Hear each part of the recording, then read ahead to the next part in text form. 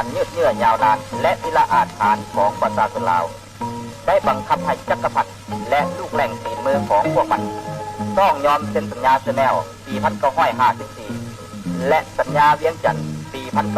1957ทับมูดเอกราชอธิปไตยและผืนแผ่นดินอันครบถ้วนของประเทศลาวให้คำมั่นสัญญาว่าจะปฏิบัติความถูกต้องของดองชาติ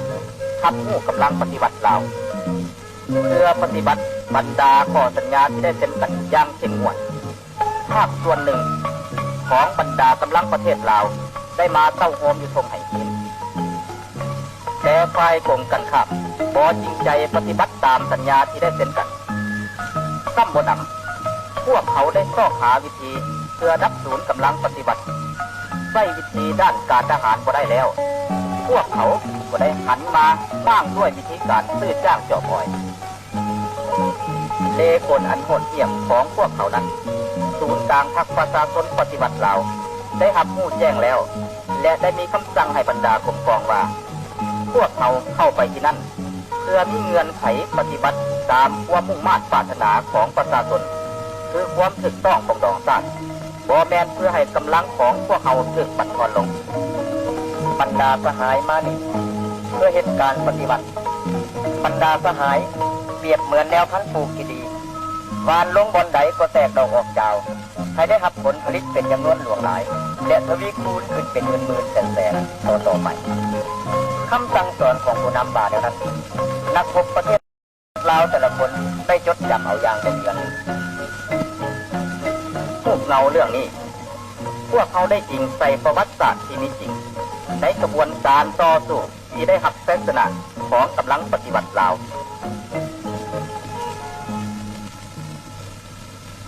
ขอบใจหลายขอบใจเลย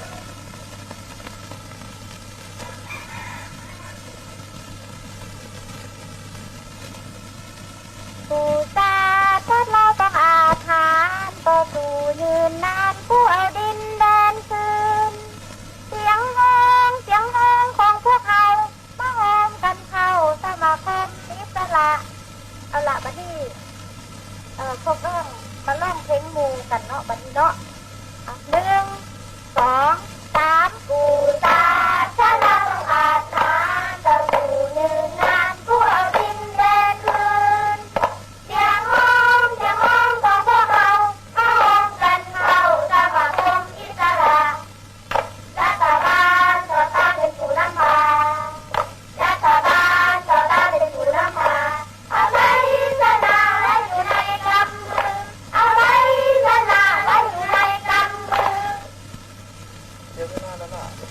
บ้านบอกหมูก็บ้านหมูนั่งผ่านแบบตัวเองประมาณ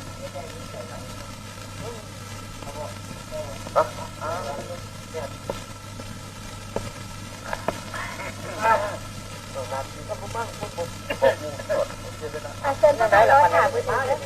เชิญเลยเชิญตามสบายว่าทุกคนเชิญเลยเชิญดื่มเชิญแก้มถาดเด้ออีกจังหน่อยไอ้ก่อนละกันคือจะกลับมาดอกไอ้ก่อนละกันนี่ก็ได้นัดมูมาเฮือนแล้วสถัดบนอยู่เฮือนซ้ำเมื่อกี้นี่มีโทรศัพท์เราไปค่ายด่วนคือสิมีเรียกสำคัญถามว่าสั้นคือสิว่ามีไผ่จองดึงเราไปได้แม่นแท้นี่แต่เราเท่านั้นแหละจะสามารถจองดึงกันกำลังดังไปได้เรานี่ก็ได้เนาะบ่มีวิญญาณบ่มีตีนบ่มีมือแต่มันก็สามารถจองดึงคนไว้ได้เนาะแต่มื้อนี้ข่อยก็ได้ห้ามแล้วว่าบ่ให้เราดื่มเหล้าหลายเดินดิ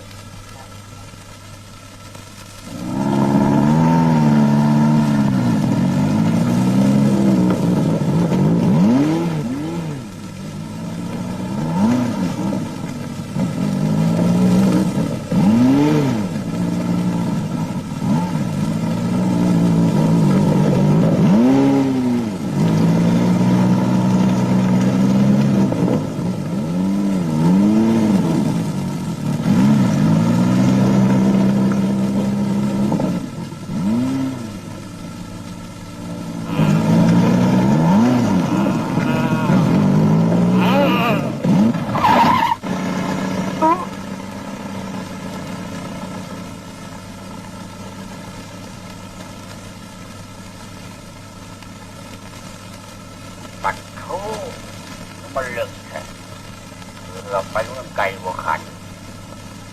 เออ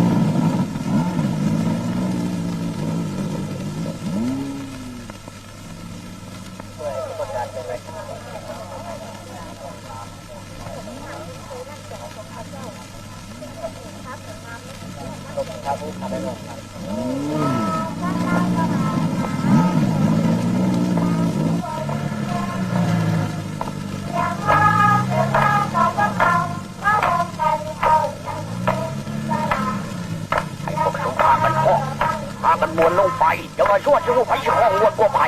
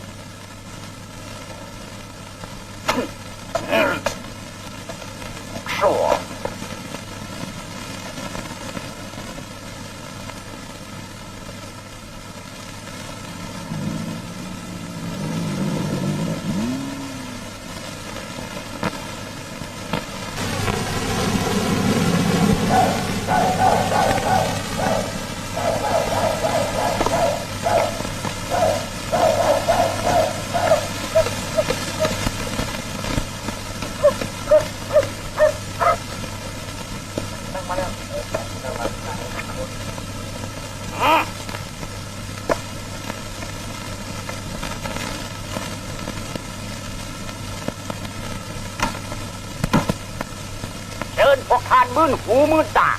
เบิ่งพวกประเทศลาวเขาแน่อายเขาแน่อายเนี่ยแม่เงินคำตั้งหลายแสนดอลลาร์ที่มีการทุ่มเทเหตุสงครามจิตศาสตร์แต่แล้วก็จิบหายไว้วอดไปหมดท่านกำลังดังทางที่อาจจะเป็นย้อนว่าพวกเขาโยนยานพวกมันเกิดไปโพดเต้โยนยานสนวะเอาขอถามพวกทานทั้งหลายว่านายทหารของไผ่ที่แปลว่าอยู่บนบ้านหน้าเหือกจนกระทั่งครูบาอาจารย์ต้องไปเชิญฝ่ายประเทศลาวมาหาปั้มผมเห็นนายทหารของทางกัปตันเดชสมัครพวกเป็นเจ้านางเล่ยาเสพติดในการพนันพวกเขาทางเป็นกำลังใจผลสุดท้ายเองก็คือทหารนะครับพ่อ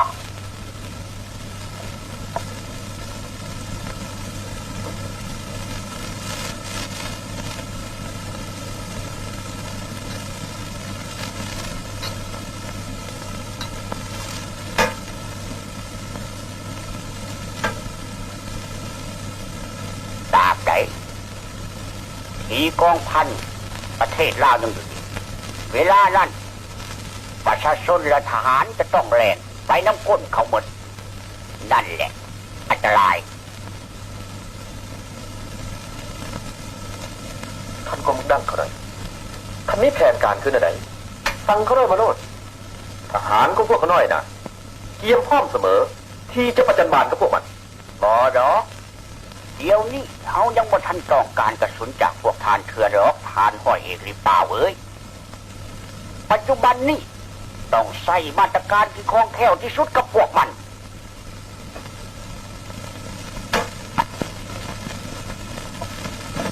พวกทานนายทหารทั้งหลายจงฟังทั้งนี้คอยหาก็ได้หาคำสั่งมาใหม่ๆจากเสนาธิการภาควัง เดินพวกทานมาเบิ่งเอาสิเจ้าท่านพันตรีเห็นแล้วเพราะว่ามันเป็นปัญหาสำคัญดังนั้นพวกเขาจะต้องได้ปรึกษาหารือกันทีถ้วนเจ้าลากรท่านพันตรีก่อนแล้วกันได้ตีสายมาแจ้งการประดับยศให้พวกเขาทราบว่าพิธีดังกล่าวจะได้จัดขึ้นภายใน2 มื้อข้างหน้าให้ภาคส่วนพนักงานไปประดับยศอยู่ค่ายกินในหมู่พุ่นส่วนกลุ่มกองที่ยังเหลือให้เศร้าโฮมกันอยู่เดินกีฬานุ่งส่งขาสั่งและบ่ถืออาวุธมือนั่นในผลพนุมาตรจะต่างหน้าให้กองเสนาธิการสูงสุดเดินทางมาร่วมในพิธีดังกล่าวพวกเขาได้ต่อสู้ตลอดปี1ผ่านมาแล้วเพื่อท่วงให้พวกมันปฏิบัติความถูกต้องปองดองศาสตร์แต่พวกมันกระโบเห็นดีบัดนี้พวกมันยังบังคับให้พวกเขาได้ติดกันอันนี้มันหมายความว่าได้กัน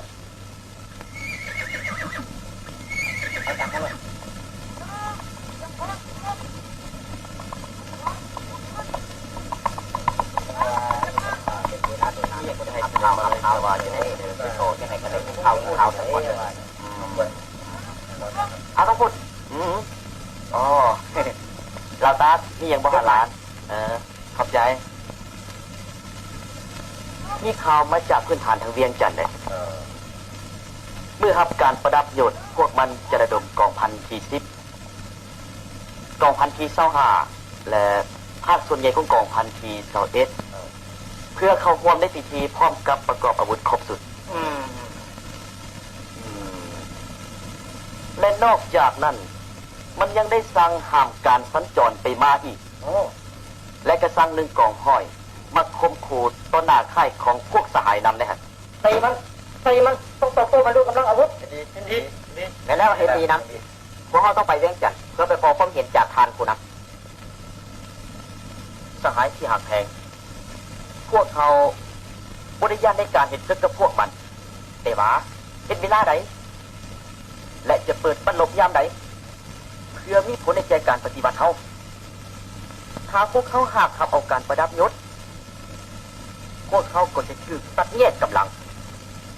หรือกับศูนย์ถ้าพวกเขาบ่ฮับพวกศัตรูก็จะมีเงื่อนไขโจมตีพวกเขาอย่างขนาดและก็เป็นโอกาสหนึ่งที่จะรับศูนย์พวกเขาในสภาพการยุ่งยากนี้เขาน่ะคิดว่าพวกเขาควรจะบรรลุ2 นาที 1. ต้องแก่ยาวเมื่อรับการประดับยศไปตื่มอีก 2. ต้องส่งผู้ใดผู้หนึ่งไปเวียงจันทร์เพื่อขอความเห็นจากท่านผู้นำมันเป็นปัญหายุ่งยากและกันดารตามความเห็นของเขาแล้วแม่นสหายทองพุทธเป็นผู้สามารถเฮ็ดได้ดีสหายทองพุทธมีความสามารถเฮ็ดได้เปิดก็ว่าสหายทองพุทธมีความสามารถทองพุทธจะบ่ปฏิเสธพวกสหายเขาได้ขอรับเอาหน้าที่นี้บอกบ่ได้ป้าค่อยบอกเจ้าแล้วว่าเจ้านับไปนำบ่ได้อยู่นี่เพิ่นเมาเบิดแล้วนะพูดหรือบ่ล่ะให้เอ้ยไปนำผู้เดียวบ่ได้ว่าเอ้ยจะให้คาน้ำห้อนน้ำสาเจ้าบ่เจ้าเฮ็ดจังซั่นบ่ถูกในหันก่อนอันนี้ต้นมาแล้วไปก่อนเด้อ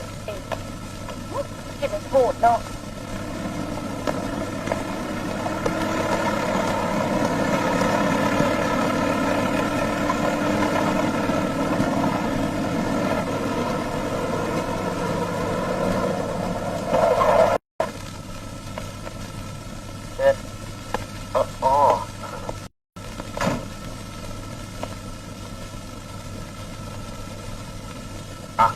ขอบใจ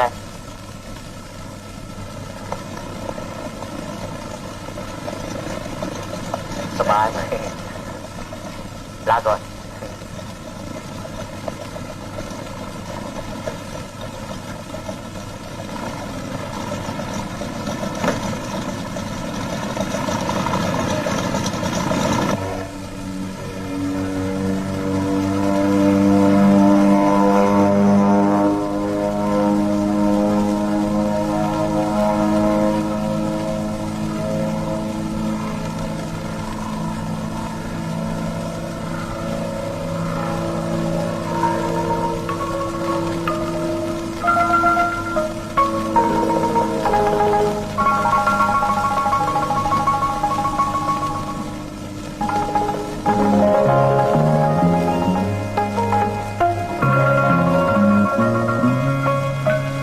มา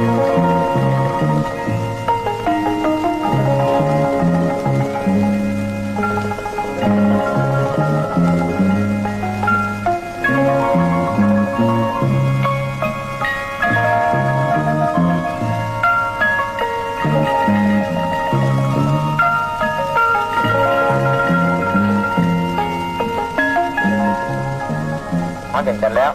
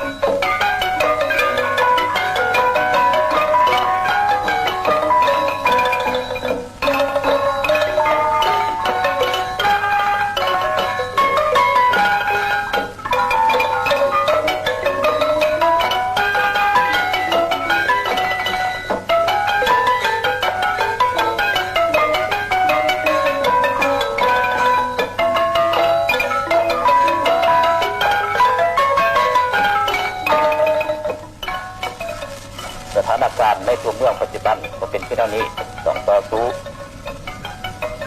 ข้ออาจารย์นี่คุณเห็นถึงบางกรณีจำเป็นต้องยิงใส่สัญญาที่เส้นกันเพื่อให้เขาปฏิบัติอย่างถูกต้องให้ยึดเป้าการปิดล้อมบรรดาท่านผู้นำอาจารย์นี่คุณเห็นถูกต้อง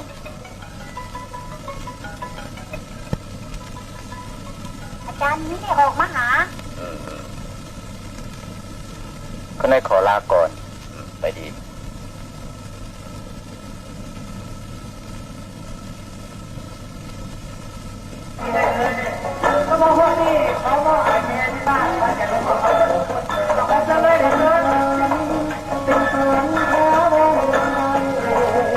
ที่เล็กหลานมณีวันสบายดีหลานที่เอาโดนและเดชที่เอาไปได้พ่อกับหลานมาบัดนี้ไงเป็นสาวแล้วเนาะระวังได้ผู้ยิงตัดผมสั่นขาวผมมัน เอาลินซื้อดอกความจริงตัดผมสั่นก็แห่งงาม หลานผู้เพียรสีจะเห็นแล้ววะแล้วได้เสียงคำบอกหลานแล้วผู้เพื่อนเราบอกจ้าต้องได้บอกลาเลยดิ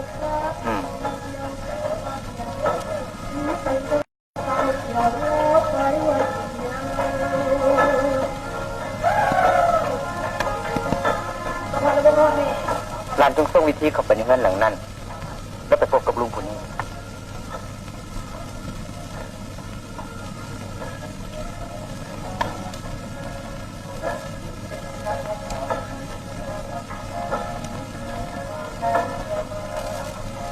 แล้วจุงเอาเจี้ยน้อยแผ่นนี้ให้ลุงเด้อ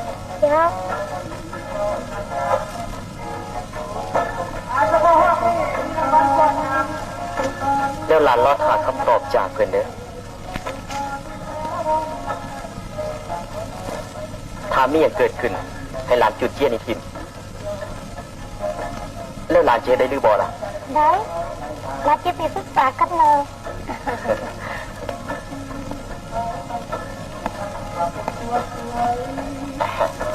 เชิญถามวัดละวงเชิญต้องมองหาด้วยแล้วก็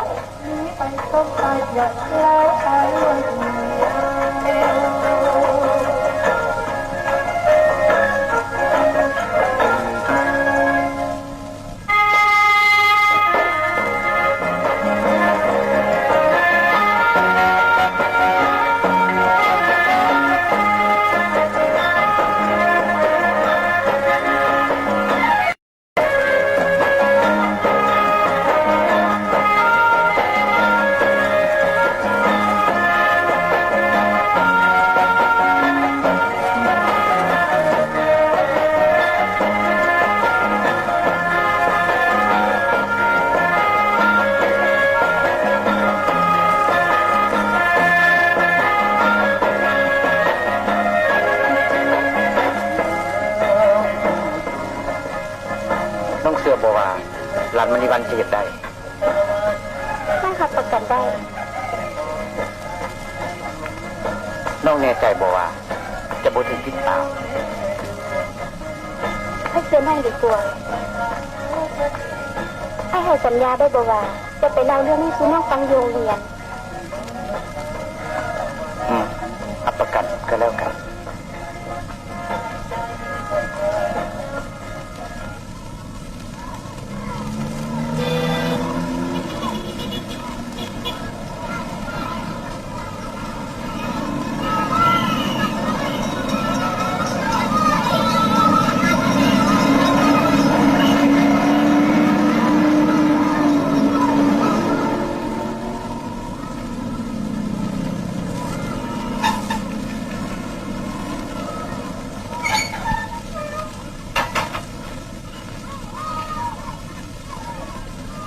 เป็นยังนอนบ่ตื่น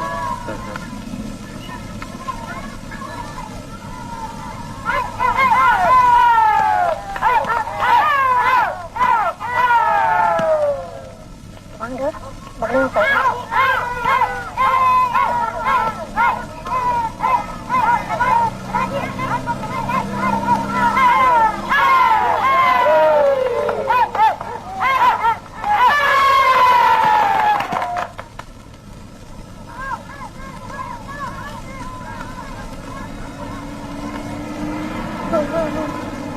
มันมาแล้ว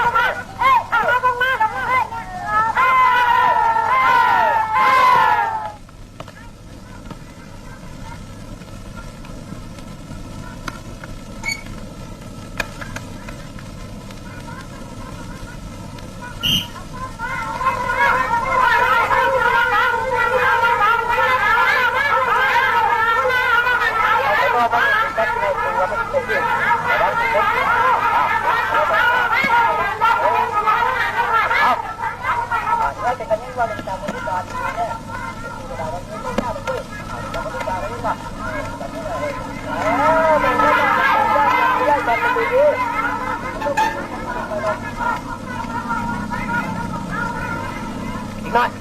รู้มายังไงนี่ ถ้าใครเหลืองั้น มันก็เลยงานโมอีกแล้วมันงาน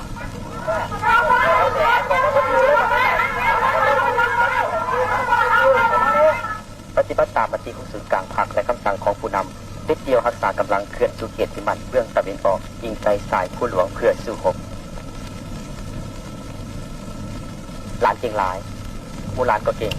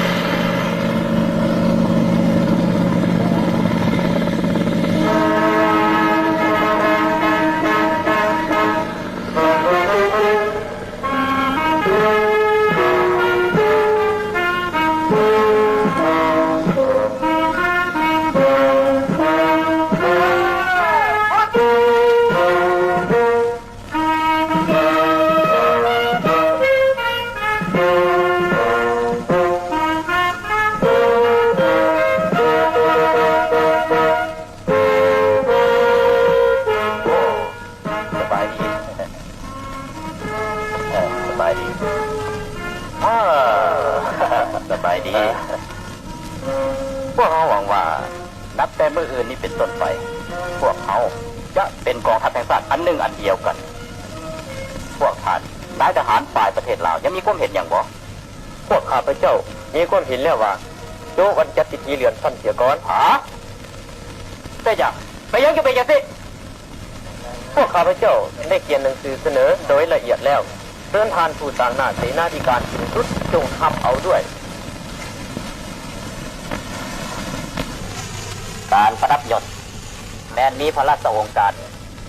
ของพระบาทสมเด็จพระเจ้ามหาสิริอย่างขับแต่รัฐบาลผสมเป็นผู้หับผู้กองบัญชาการสูงสุดเป็นผู้ตอบตกลงเล่าเป็นอย่างพวกขัดจึงหาทางหลีกเลี่ยงอันในพ้นผมจริงแล้วบอเมนว่าพวกเขาจะบ่อยากทำการประดับยศหรอ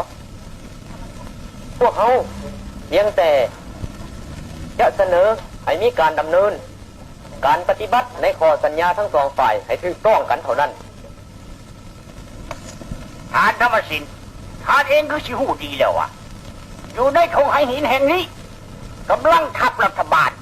มีถึง5 กองพันพร้อมกำลังทัพอากาศและทหารปืนใหญ่เข้มแข็งแห่งกล้าได้พวกเขาบ่มาเหตุสงครามแต่ในกรณีจำเป็นพวกเขาจะต้องจับปืนต่อสู้เถือเนว่าพวกเขาจะต้องได้รับชัยชนะแน่นอนบรรดาท่านและนายทหารที่มีหน้าอยู่นี่คงจะรับรู้เรื่องนี้ดีเต่ามื้อนี้ไม่ต้องมาเรื่องเก่าอีกพวกเขาเว้าคือเรื่องเก่าก็เพื่อทำความเข้าใจกันเฉพาะมื้อนี้ฉะนั้นทางที่ดีที่สุดแม่นบ่ให้ประวัติศาสตร์ซ้ำรอยกูทูดกูว่าก้นความจริงเลวบอกว่าสร้างบรรยากาศจริงๆเลยเมนโบตันสังไลการปฏิลาวเว้ากงไปกงมาดีนักกับพระเจ้าก็อนุญาตตามคำเดียวเป็นคำตามของนักข่าวถ้าพวกเขาบาละทุกอคติในอดีตปัจจุบันนี้คนอเมริกาพวกข้าพเจ้าเป็นคนกลางในการสร้างความถูกต้องปองดงชาติของพวกท่านสันติคิดแนวใดบทเรียนในการต่อสู้ปฏิวัติหลาย10 ปีอยู่แล้วได้สอนให้พวกเขารู้ว่าปัญหาภายในของคนลาวแม้พวกเขาสามารถแก้ไขเองได้โดยปราศจากคนต่างชาติที่ไล่คนอเมริกามากที่สุดคนเว้าโกงไปโกงมาคือแนวนี้ข้าพเจ้าก็อวยพรนายทุกท่านโชคดี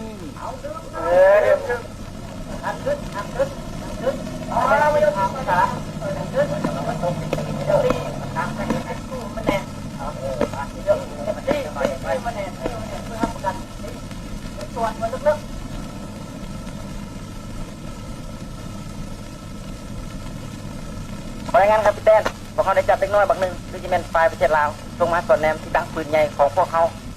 เข้ามาดิโดยหน่อยไปไปไปฮะ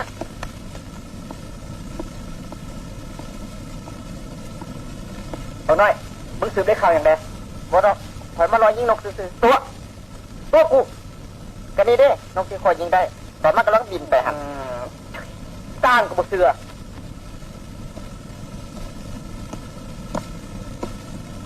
นี่เก่งแท้กูเห็นมึงร้องยิงบึงบนนี่มึงดู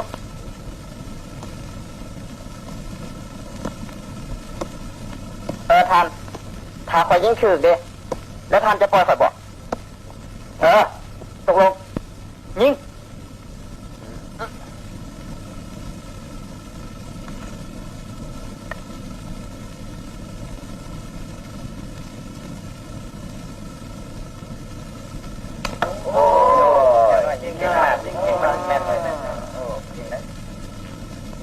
ใครจะปล่อยหัวมึงกูอยากรอมึงบึงสื่อดอกขี้ซอขี้ตัวผู้ใหญ่ตัวเด็กน้อยจะเป็นวะตัวเด็กกูหูมาฮัลโหลอันห้อยเอกลีเป้าบอกคำสั่งผู้สั่งการภาคสั่งให้เอากองห้อยที่2และกองห้อยที่4 เคลื่อนทัพเข้าทั้งภาคเหนือและภาคใต้ของกองพันประเทศลาวในวงรัศมีปิดล้อมเกียมอ้อมบุกได้ยินบ่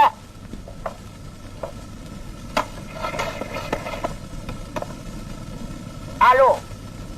กัปตันเดชบ่โดยกำลังดังขอย้ำคืนคำสั่งให้บอกนายกงลือนำเอาทหารท้องถิ่นมากวดการลาดตระเวนสกัดกั้นสู่ทางออกของทงหินโดยกำลังฟังอยู่ปืนใหญ่ของพวกทานเตรียมพร้อม24 ชั่วโมงรอหาคำสั่งยิ่งจะยินบ่ข้าคนสมาหะยักษ์ตัวกันจะมู้ทางวันที่ผ่านสมบ่ฮะเปียงก่อฮะท่านกำลังดังก็เรื่องบริเหตุอย่างนะหาพวกเจ้าขากันเวลานี่เพื่อบินลำใดมันสิกล้ามาลงอยู่บอนนี่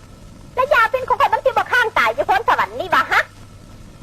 และมันผู้ใดมันสิมาใส่แทนข่อยน้ำหนาเงินเดือนสักทีของเจ้าน่ะมันสิเลี้ยงข่อยกุ้มเพื่อสิเนี่ยข่อยลุงผืนหนึ่งมันยังบ่กุ้มนักสันดานสัวฮะท่านกำลังดังมันสิโพดเกินไปแล้วตีโอ้ยจะเมนมันอยู่งอแท้นี่มันเป็นคำสั่งเสนาธิการสูงสุดหาว่ามันจะมาตามมีบางข้อขาดนี่นะจะฟังข่อยให้มันดีๆเด้อหัวหน้าเสนาธิการสูงสุดหรือว่าหัวหน้าภาคของเจ้าหันมันก็บ่สำคัญพอกับเงินดอกพวกเจ้าตีกันเวลานี่มันก็เพื่อเงินตัวเดียวข่อยห้ามไว้พวกเจ้าตีกันนี่มันก็เพื่อเงินคือกันอย่าพอพุงโลตาโปเอ้ยเจ้าจะซึมเมาหลายแต่เมื่อนี้อ้ายบ่ได้เมาค่อยเห็นว่า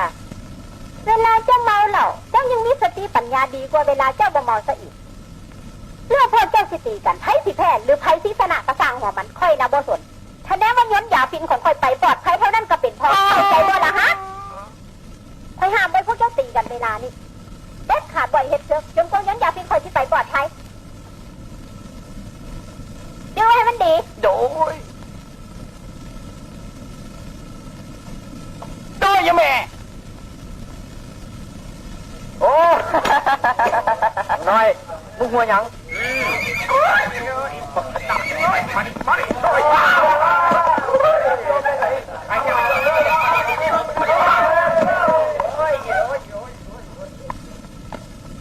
เมื่อกี้เป็นบอกยึงหัวคนเขาโอ้ยคลองตายคนรักสูงของพวกเขาน่ะรอดท้องไม่ออกมาขี่ม้าเปลี่ยนรถม้าตัวนี้มึงขี่ได้บอกอ๋อม้าตัวนี้คือมันให้แท้มึงย่านวะถ้าคอยขี่ได้อะให้ท่านปล่อยคอยเด้อตกลง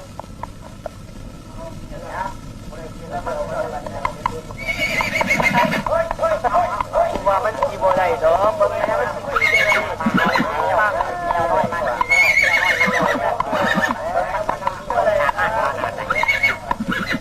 ย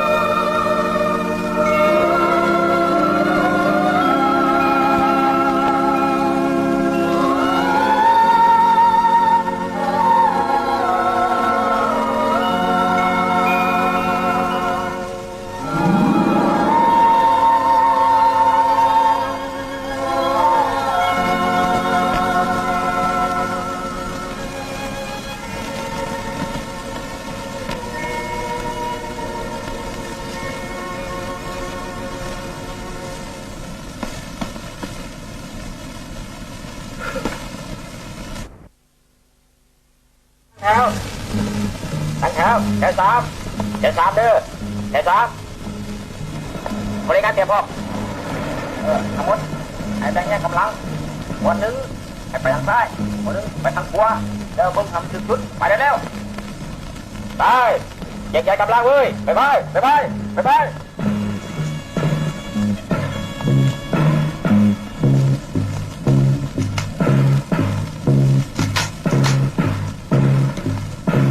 วกพาทั้งหลายตั้งใจติดตามเป้าหมายของผมมัน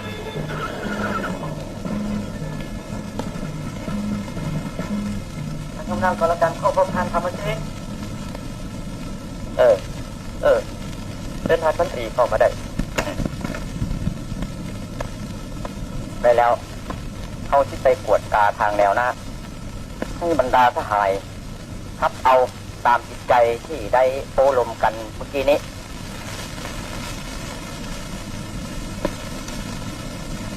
ท่านเขากดจะไปเวียดก่อนเด้อ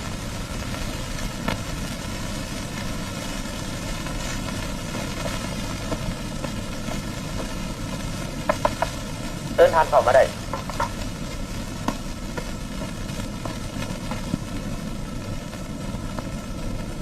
ทานต้องพูดไปใส่คือผมเห็นอยู่วันนี้คือผมได้ไปใส่นะ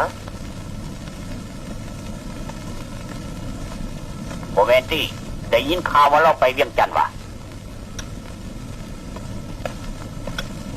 โอ้ขั้นสั่นทานต้องพูดบ่ได้ไปเวียงจันทร์วะ เขาบ่ได้ไปใส่นะ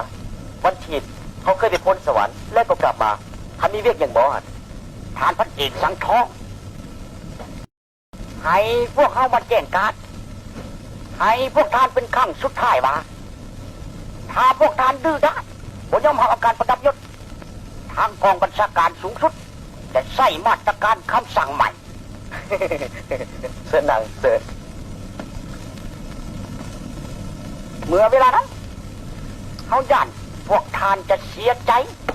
บ่มีเวลาคิดอีกเลย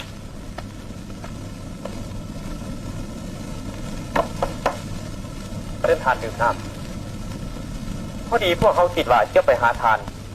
เพื่อล้มปัญหานี้คือกันหลังจากได้ปรึกษาหารือกับพนักงานนักรบจำนวนหนึ่งพวกเขามีบางคำเห็นเปลี่ยนแปลงแนวใดก่อนพวกเขาเป็นเห็นดีในการขับเอาการประดับยศแต่ว่าคอยวิธีดำเนินไปโดยดีพวกเขามีบางอันยุ่งยากยังเป็นกองทหารพวกทานปิดรอบค่ายของพวกเขาคิดสงสัยในความจริงใจของกองบัญชาการสูงสุดเขามาได้ขอรายงานภาคกระทรวงเตรียมพร้อมแล้วจนกว่าจะมีคำสั่งใหม่ปฏิบัติไอ้น้องของพวกเขาจำนวนหนึ่งเตรียมพร้อมสู้รบโดยเฉพาะเม่นกองห้อยที่สี่ท่านคงจะหู้ดีพวกนี้ผู้หนึ่งสู้ได้หลายสิบคนได้พวกนี้หาว่ามันใจให้ขึ้นมาแล้วเทวดาฟ้าแผนก็บ่สามารถระงับได้ย้อนแนวนี้แหละพวกเขาจึงเสนอให้ทานเนี่ยมองปิดรอบโดยไวและแรงมือนี้เองพวกเขาจะเต้าโฮมวัตถุทุกกองห้อยเพื่อรุ่นลวงเขาเจ้าและเหตุบัญชีไล่สื่อเกี่ยวกับผู้สมัครขับเอาการประดับยศมันต้องได้เห็นเป็นเถื่อละเจ้าไปและอีกแนวหนึ่งเสนอให้ทันจงเบิกจ่ายเสบียงอาหารและเงินเดือนให้พวกเขาคือเก่าโอเคมื้อเช้านี่แหละพวกทานที่ได้หับมันทุกสิ่งทุกอย่างวงเพชรโดยจดทุกข้อเสนอแล้วตอบสนองให้พวกเขามันทันมื้อนี้โดย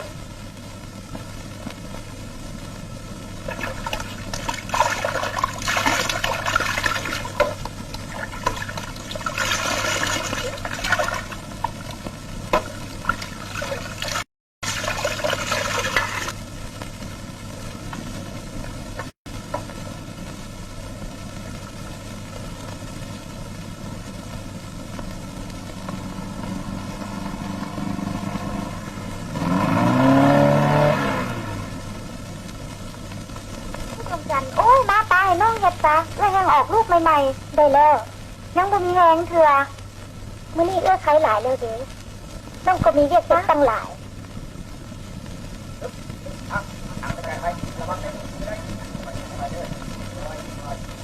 ตาอยู่แล้วอันนี้ขาเอาไปเอาไปเลยขาโอเคตายดวงจันทร์มื้อนี้เป็นอย่างพวกมันจึงมาเฮ็ดดีกับพวกเขาแท้ฮะหรือว่าพวกเขายอมรับการประดับยศแล้ววะดาราเนื่องจงทึงเทียนก็จะเนว่าการนำของพวกเขาจะต้องมีแนวใดแน่หนึ่งที่แน่นอนเอาไว้แน่เอาหลานน้อยให้แล้วแต่หลานสไปที่ตามให้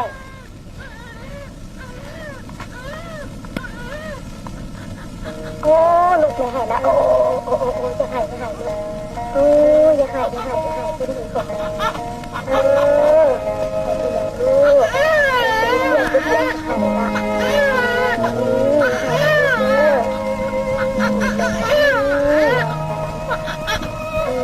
รับตาลูกรับตารับตาให้ลูกเด้อบ่ให้เด้อนอนจะลูกนอนจ้าเหนื่อยพอมาเนี่ยลูกเนาะ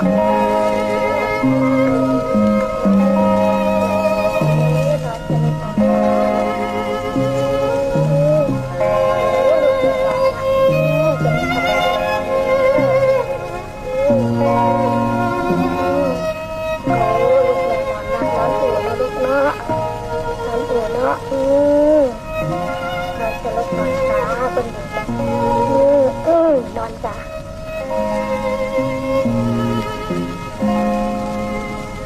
ไอ้ฝุดมาแล้ววะไอ้ขาก็มาเต็มประชุม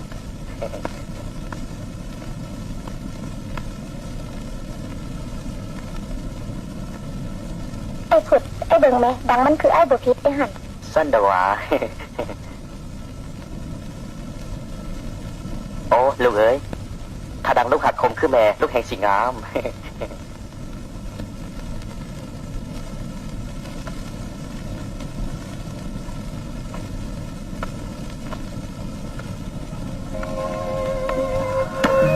ไอ้ฝุดไอ้ไม่ยังยุ่งยากหลายบ่ไอ้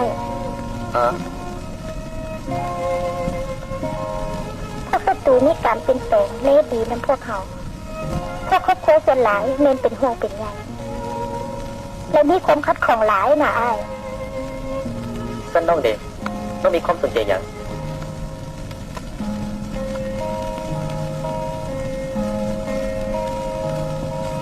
น้องเสือมันไอ้และบรรดาพนักงานนำแล้วน้องคิดว่าคงจะบ่ตัดสินใจผิดต่อเส้นทางที่สองผัวเมียพวกเขาได้ผ่านมาเป็นเวลาหลายปีขอบใจเนี่ยครับ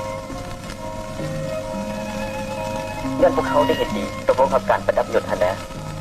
พวกมันจึงเห็นดีกับพวกเขานะแต่พวกมันคงจะเห็นดีกับพวกเขาตลอดไปดอก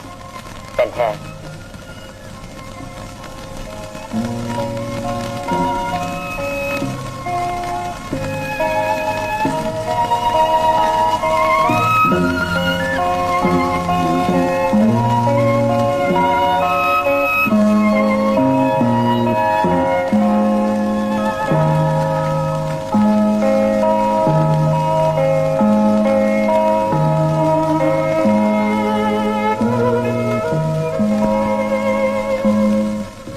ครอบครัวพบด้วยเด็กน้อยอยู่นำพวกเขามีตั้งค่อยกว่าคนขณะที่นำพวกเขาได้ตีราคาการเสียสละถึง1/3ในการตีพาวงล้อมของพวกศัตรูพวกเขาจะเห็นเท่าใดกันล่ะ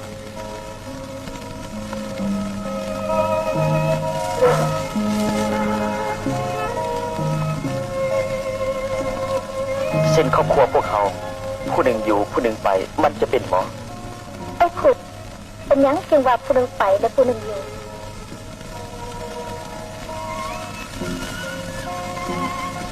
พวกผัวเมียพวกเขาอยู่แล้ว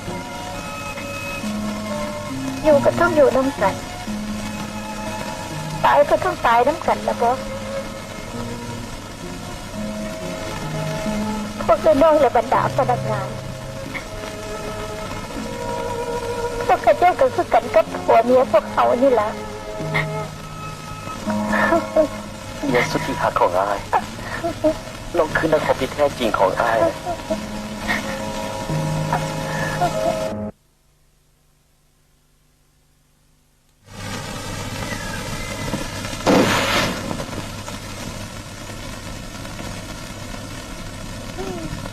ป้ายังบ่ถือ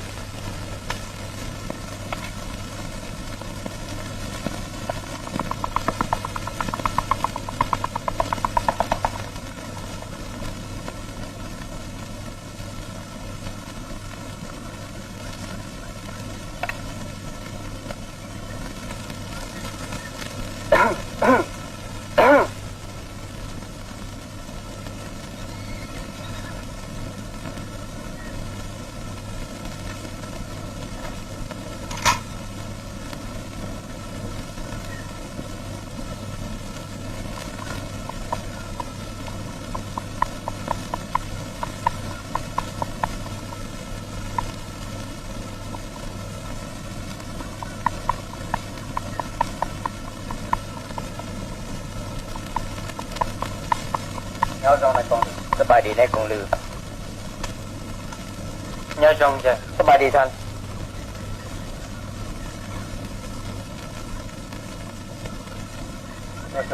คนมาอยากพี่น้องอยู่เขตนี้ได้ยินเสียงปืนคิดว่าคงจะแมนเจ้ากำลังลาเนื้ออยู่ที่นี่แล้วข่อยก็เลยมาถามข่าวสบายดีท่านรับผู้เดียวบ่มึงเกี่ยวกูเชิญเด้อโอ้สบายดีทหารโอ้สบายดีทหารขอบใจ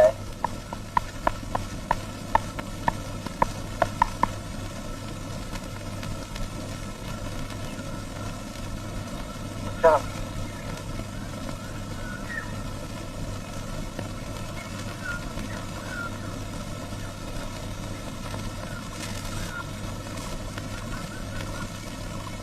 เราพูดอย่างแต่ผมข้าวมาตีกันข้าวเป็นเยอะแยะกันข้าวมาเรื่อยๆเหมือนกันเนาะยิ่งได้มิเตอร์พอได้โอ้ยเอาไปเอาอยู่ก็เป็นป้องรองเย็นที่ยึดลาไปย่อนะมาคนต้นซาดมุ่งพวกเราแม่นมาจากเสื้อสายเดียวกันจังสั้นจึงถือว่าพวกเขาแม่นไอ้น้องห่วงท้องเดียวกันแม่นบอแม่นแล้วถ้าพวกเขาหักแม่นเสื้อสายเดียวกันไอ้น้องห่วงสายเลือดเดียวกันก็จะไม่ควรจะขาดพันลังแทงกันแม่นบอทหารของท่านมีหลายปันใดมดของพันประเทศลาวแม่นทหารของเขามดถ้าว่าทหารของพวกเขาหักแทงกันคือไอ้กับน้องก็บ่ควรขาดพันลังแทงกันแล้วมันยังจะเป็นผลดีที่สุดต่อชนชาติครอบครัวม่งพวกเขาและเป็นผลงานยิ่งใหญ่ต่อการปฏิวัติ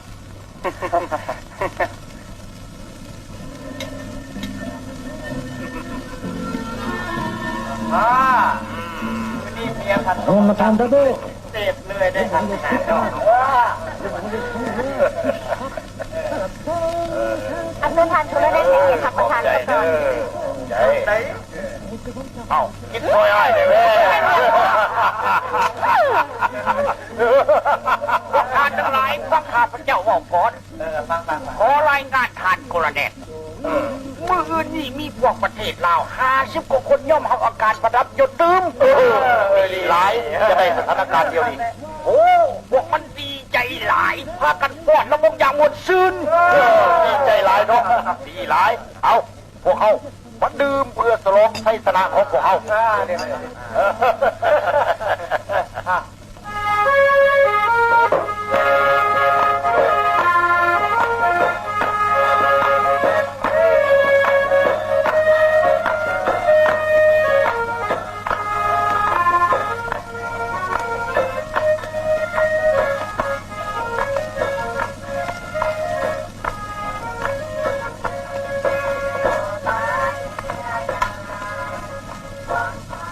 เดี๋ยวนี้ได้10:30แล้วหมวดของสายท้องจันทร์ออกเดินทางก่อนหมู่เด้อพ่อสหายเตรียมพร้อมเบิดทุกอย่างแล้วบ่เตรียมพร้อมแล้ว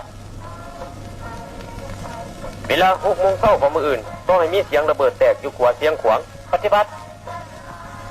หมวด2ของห้า3อยู่ต้อง เอาได้แล้วหน่วยรักษาครอบครัวค่ะก็เดียวเทียมยานี่ไว้ให้ก็สมพรที่กำลังจะออกลูกมา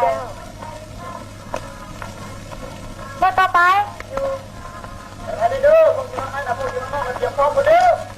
อ๋อรถที่ตังสลับไปนำได้บ่ ทางกันถึงทางเอาตามจำเป็นเช่นอาวุธอาหารและยาพวกญาติ อยู่ได้เอาไปนำได้บ่ เอาไปนำก็ได้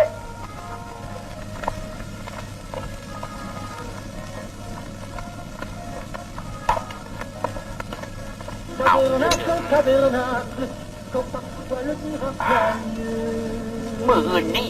พวกประเทศลาวมันย่อมทำเอาการประดับยศแล้วคอยเชื่อว่าทางกองบัญชาการสูงสุดคงจะบ่ลืมพวกเขาได้พัดก็ละกันพวกเขาพากันเมาเดี๋ยวนี้มันสิบ่โกรธไปบ่บังก็ละกันคนนี้แหละ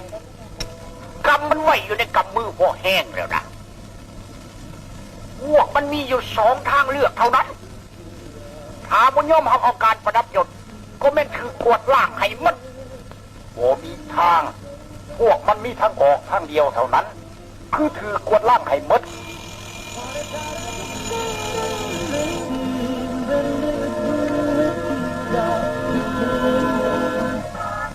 เห็นท่านพันตีก็แล้วกันพอรายงานตื่นเกี่ยวกับผู้สมัครทับประกันประดับยศปัจจุบันนี้ได้เพิ่มเป็นตื่นอีก300 คนแล้ว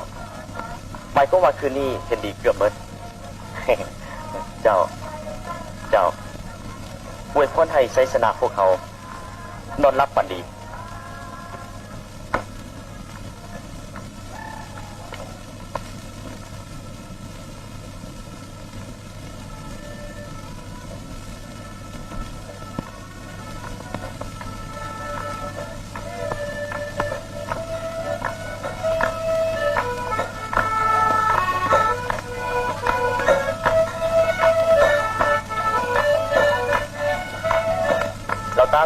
ทักษะทุกมีไว้เด้อเจ้า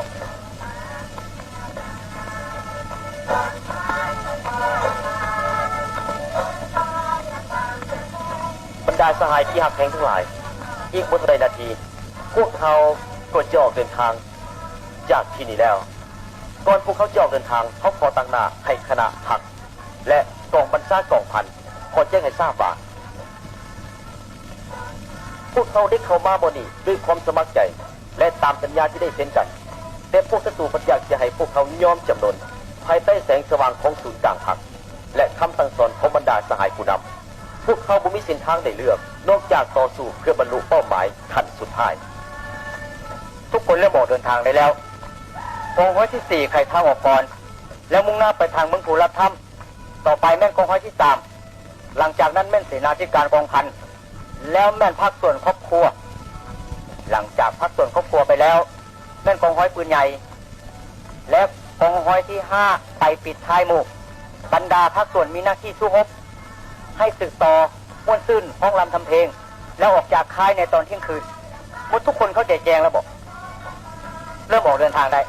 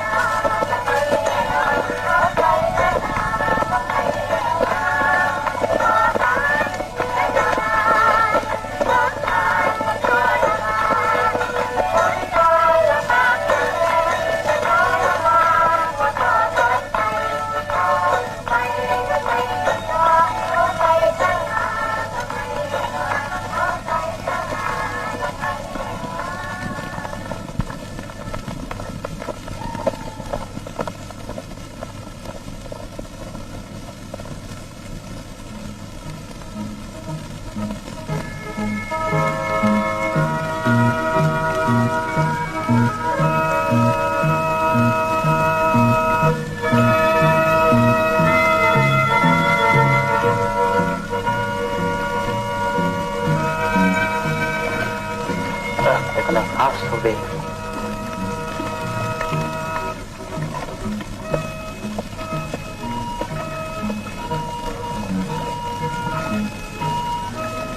Ui mẹ ơi. Ui nè.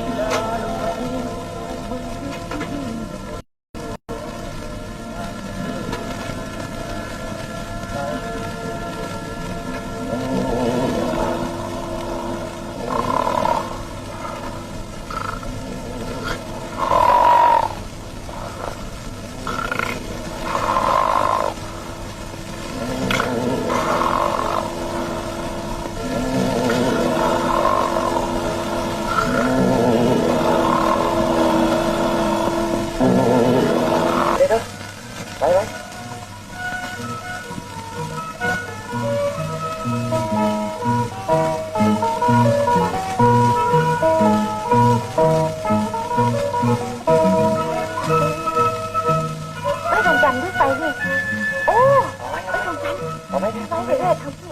ไปน้ำร้อนพี่ตะคนมาเลยเด้อ แต่อะไรวนมาเลยเด้อโอ้ทำผู้กันเลยเดี๋ยวจะให้เด้อวนมาเลยขอทำงานคือน้ำหนักของเรามีป้อมยามโหดศัตรูของกองห้อย3กองพันที่21หาคนสร้างขึ้นใหม่ทางออกได้บอกบ่มี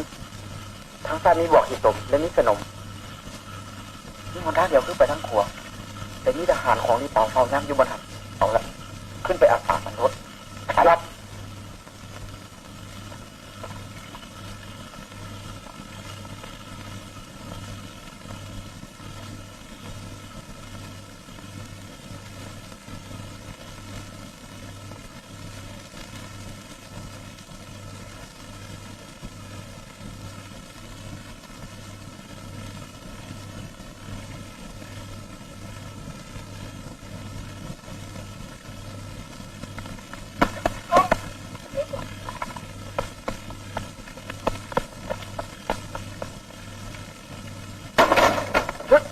ยกมือขึ้น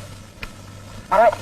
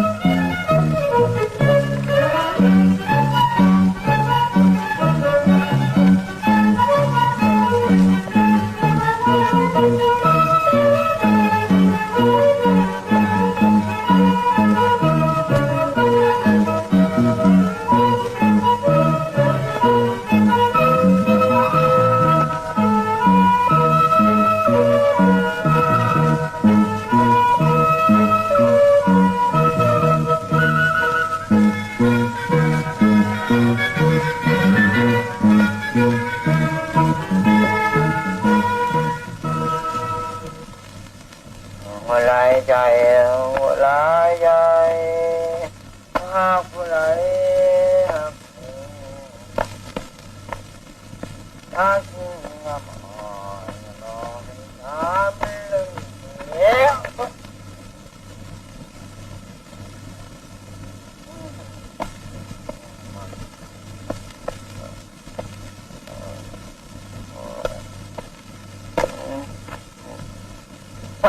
มามีทางเลยตัวนี้พวกค่ายทหารประเทศลาว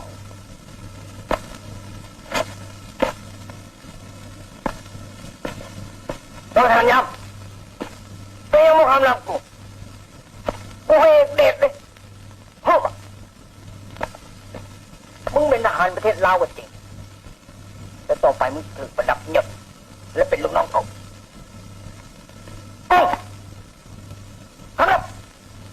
โลเลเถอะเป็นตายก็น่าบังเลยตับมันก็คุกหน้า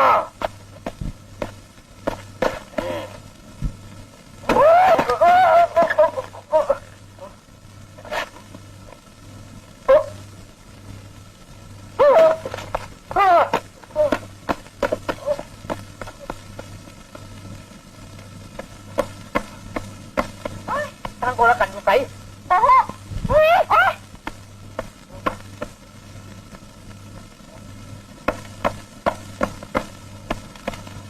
ท่านกรมดังท่านกรมดังลูกทหารประเทศลาวทหารประเทศลาวไม่ยังก่อนทั้งหมดพวกมันเห็นดีแล้วแมนบอดีหลายหมดแล้วกรมดังพวกมันหนีหมดแล้วพวกมันหนีไปหมดแล้วหนีไปดี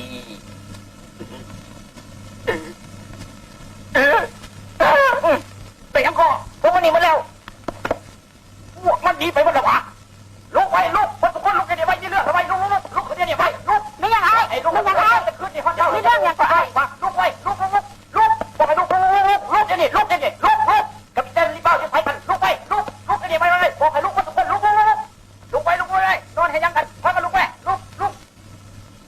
กับเต้นรีบเอากำลังทหารไป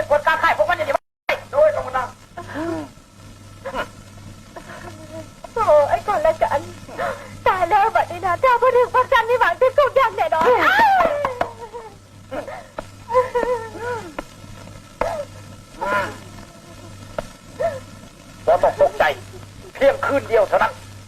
พวกมันไปบ่เกิน20 หลักโดยเฉพาะมันมีครอบครัวและเด็กน้อยติดตามไปนำสั่งกองพันที่21 25และกองพันที่10ติดตามไปนำโดยทางโคแน่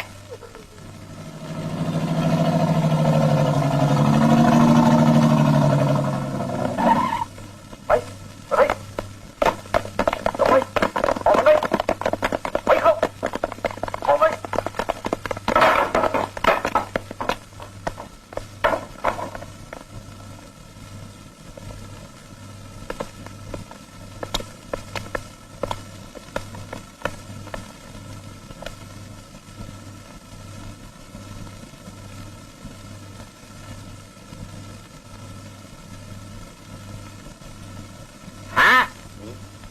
อีลีวะจับทางพวกมันไว้เขาจะส่งองค์หนูไปซอยท่านโคโรเนลพวกมันได้ระเบิดขวดเสียงขวงเลยได้แสดงว่าพวกมันจะเข้ายึดเสียงขวงไปปล่อยนักโทษได้แล้วกลับขึ้นที่บ้านพวกมันนำอีกได้บ่แมนมันหลอกลวงซื่อๆมันบ่ไปทางนั้นดอกสั่งให้ทหารกองห้อยหนึ่งไปทางเสียงขวงเหลือนั่นติดตามมันไปทางนี้พยายามหลักทางมันสั่งเรือบินไปเอื้อนมันมาเขาจะตีสายเมืองเวียงจันทร์เพื่อขอคำสั่งโดยคนแน่นพ่อจะมุ่งหน้าเลยจะได้ไปทำการทางประกวดร่วมเกินเรื่องของครับนายและพลทหารประเทศลาวนายและพลทหารประเทศลาวพวกทางคนเชียงไทยให้พวกทางคืนมาซะให้พวกทางกับคืนมาซะคืนมาซะนายและพลทหารประเทศลาวให้พวกทางคืนมาซะฮัลโหลนายนายไทยครั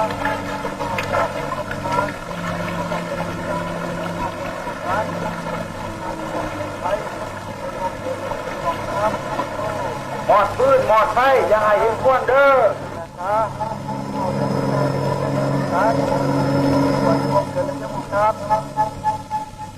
นี่แสดงว่าพวกศัตรูมันเก่งสมควรพวกเขาบนนำพวกเขาไปทั้งทิศเสียงขวางหมายความว่าพวกมันจะต้องติดตามพวกเขามาทางทิศตะวันออกเฉียงใต้นี้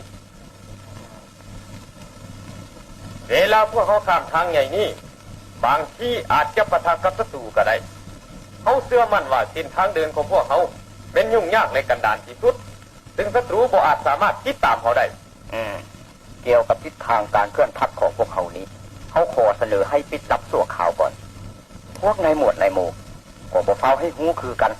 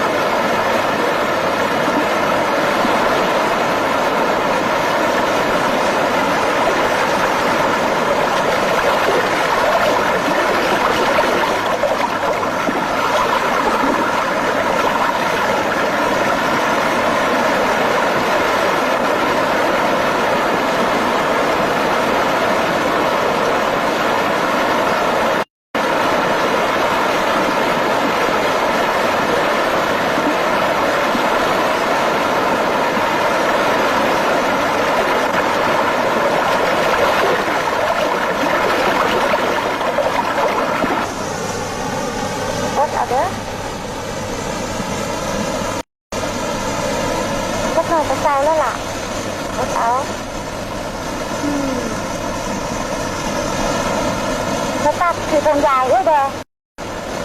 รักตุ๊กยา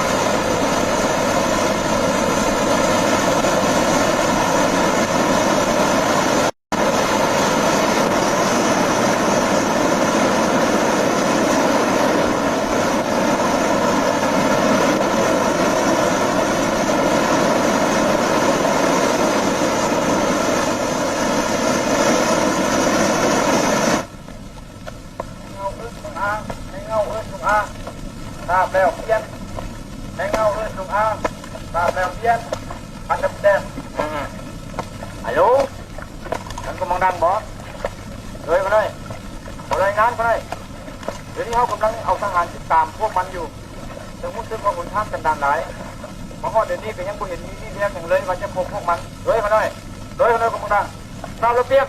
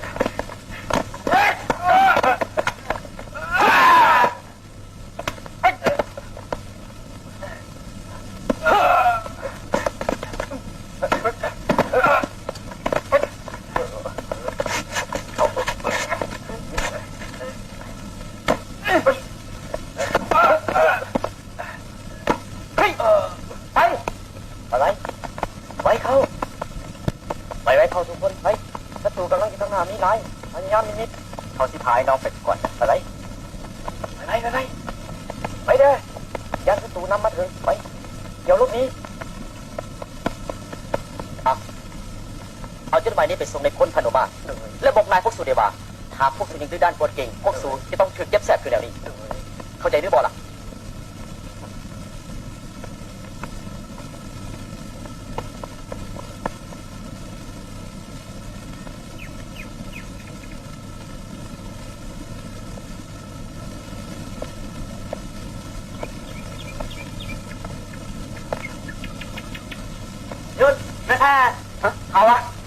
เขาเป็นทหารของกองทัพแห่งชาติไปใช่พวกเจ้าสิไปใช่พวกเขามาซ่อหาทหารฝ่ายประเทศเราเห็นพวกมันพันมัดแถวนี่บ่เห็นนี่เอาแล้วเดี๋ยวเปิดไปจ้ะไปอยากไปยังไหนกองเรือพวกเจ้าเป็นทหารของไทยประเทศลาวพวกเขาเป็นทหารของนายกองเรือนายกองเรือกับเป็นเจ้าตัวถ้าเห็นทหารของพันประเทศลาวผ่านมาทางนี้นายกองเรือสั่งพวกเจ้าว่าเนี่ยไหนนายกองเรือสั่งบ่อยยิงดีแล้วพวกเขาเป็นทหารของพันประเทศลาวแล้วเขาเองเป็นเยี่ยกู้ผู้บัญชาการของพันนี่ตัวหนอมาจุกบ่ต้องยากเอิ้นลายพวกเจ้ามาให้แดพวกเขาแม่นส้นซัดมุ่งเดียวกันบ่ขาดกันดอกอีหล่ะหร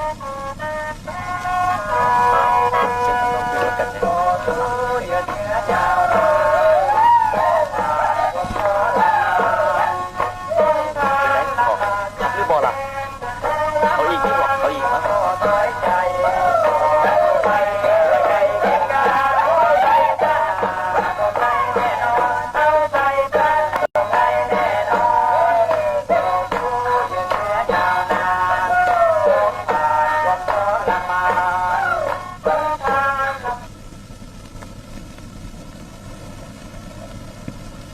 บอกแล้วว่าเอาตักเนี่ย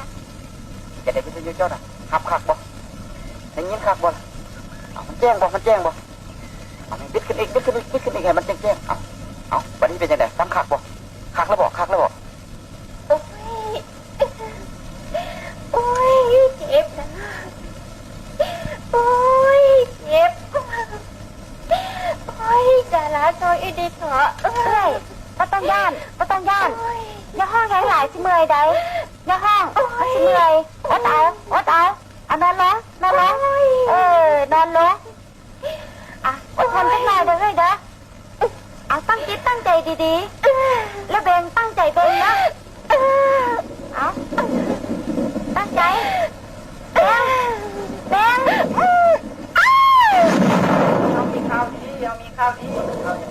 ได้ดูมาด้วยได้ออกข้าวแล้วได้ออกข้าวพวกเขาแล้วเอาได้ฟังหักขนาดไหนที่ได้อยู่เฮานี่แจ้งขนาดคนที่ตกก็ต่ำเขายังฟังได้แจ้งขนาดไหนมาเลยมาด้วยได้ออกข้าวนะพวกเขาได้ข้าวจ้องคนสักสูตรยาวมีใครแล้วมาพวกเขานี่เป็นอยู่ดินแดนสารภาพแล้วโอ้ยมาสารภาพแล้ว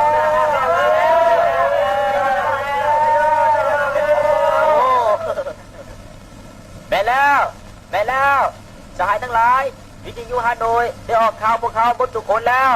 หมายความว่าบนทุกคนในโลกนี้ได้หาผู้ถึงความปีศาจสามารถของพวกเขาบนทุกคนแล้วนี่มันน่ะเป็นการสุกยุอันใหญ่หลวงสำหรับพวกเขา บรรดาสหายทั้งหลายนักรบใหม่ได้เกิดมาแล้วเขาขอเสนอตั้งชื่อหลานชายด้วยผู้นี้ว่าพรไซเห็นดีบ่ เห็นดี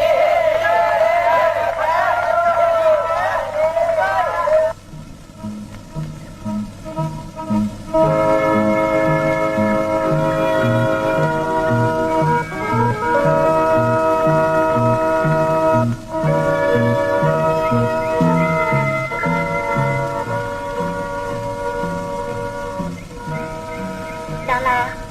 บังอาการตัวเอ้ยสมพรไหมก็เป็นเราเมื่อยหลายแท้เราเสียเลือดหลายได้หันแต่ยาของเขาก็หมดแล้วเหตุเนี่ยไหนครับเบิ่งก่อนน้องจะพยายามไปซ่อหายาเพื่อนเมืองอยู่ในตานี่แหละ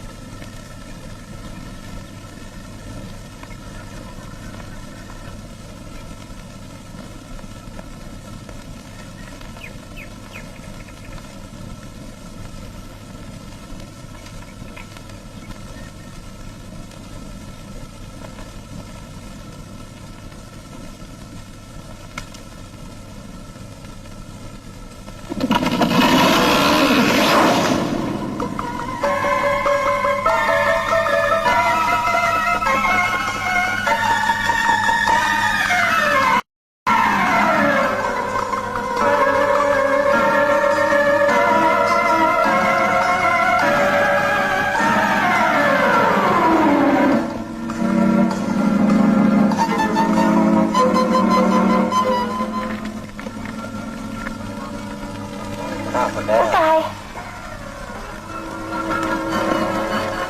วิสมพรต้องมาแล้วต้องเอายามาแล้ววิสมพรลุกขึ้นไว้ฮะวิสมพรตายแล้ววิสมพร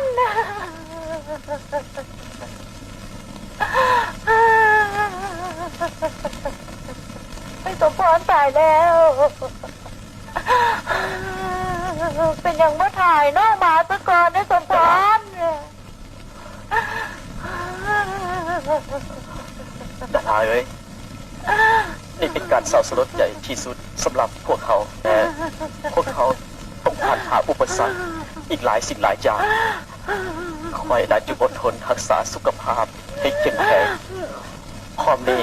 พวกเขาขอมอบหลานน้อยคนนี้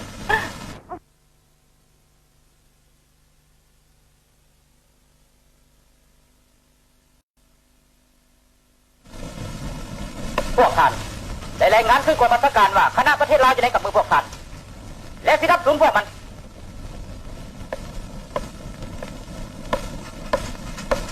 พวกท่านจะมีอย่างอีกเชิญมาดิ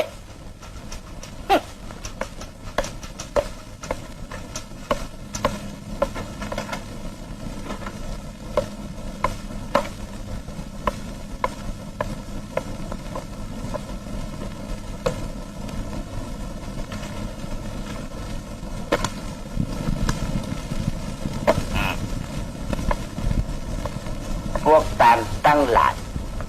ตามกล่าวสิกาพระเจ้า อับหมอนี้พวกปฏิษลาวนี่ไปฮอดเกตเมืองงานแล้วแต่นี่ไปหาทางสายแดนตะวันออกสายแดนเวียดนาม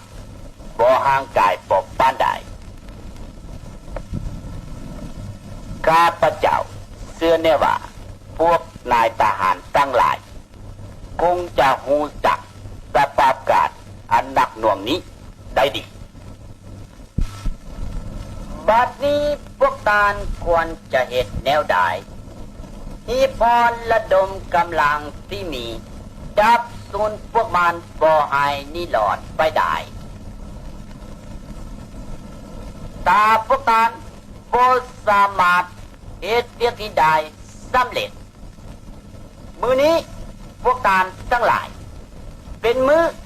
พวกตานและเอาเองจะบ่มีโอกาสอยู่นครหลวงเวียงจันทน์และอยู่ดินลาวอีกสามข้าพเจ้าบังว่าพวกตานคงรับมือปัญหานี้ได้ดีเพื่อแก้ไขในเวลาอันควรเบิ่งไหมพวกเขาสิสกัดลัดตีพวกเขาอีหลีเด่น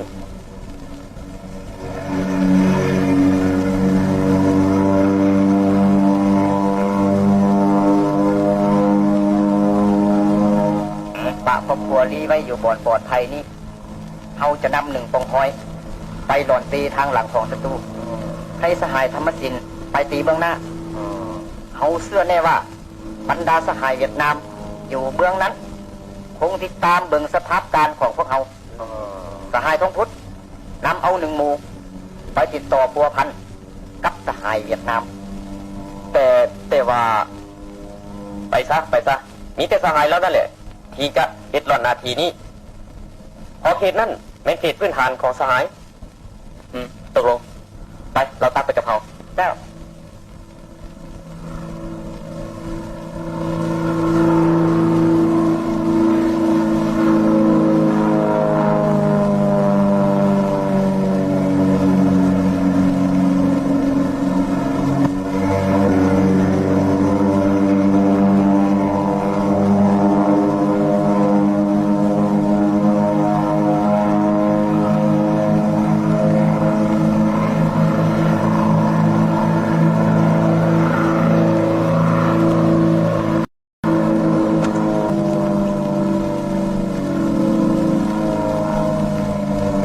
มิด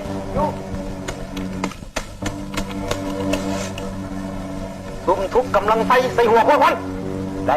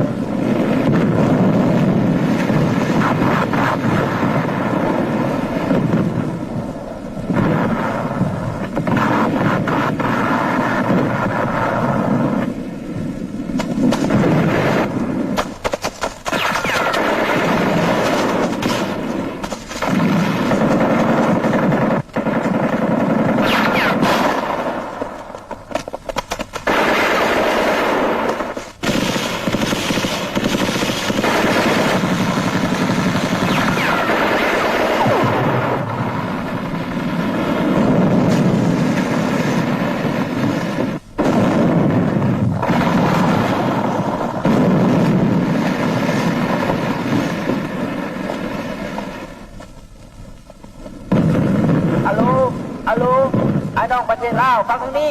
พวกเขาเป็นทหารปลารวยกระต่ายกูเลยบ่ปลาปลาเนี่ยกูกับจิเม็ดหัวมึงมือนี้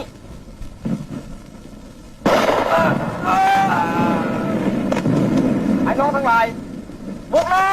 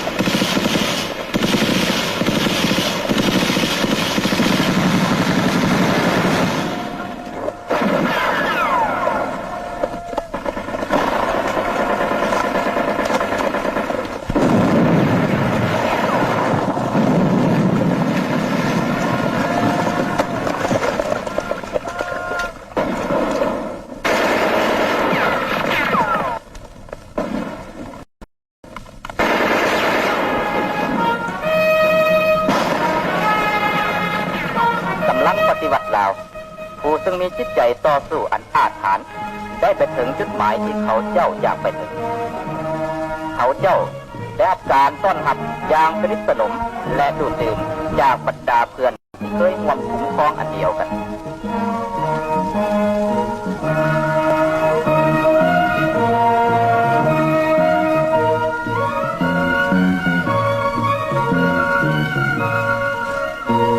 เขาเจ้าได้รับการเบิ่งแยงด้วยความหักแพงจากประชาชน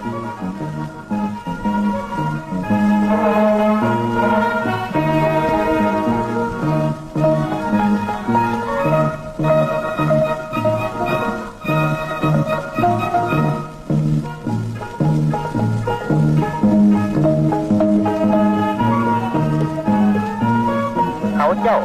ได้ปฏิบัติตามคำสั่งสอนของผู้นำคือลงลึกในหมู่ประชาชนเพื่อขยายกำลังปฏิบัติ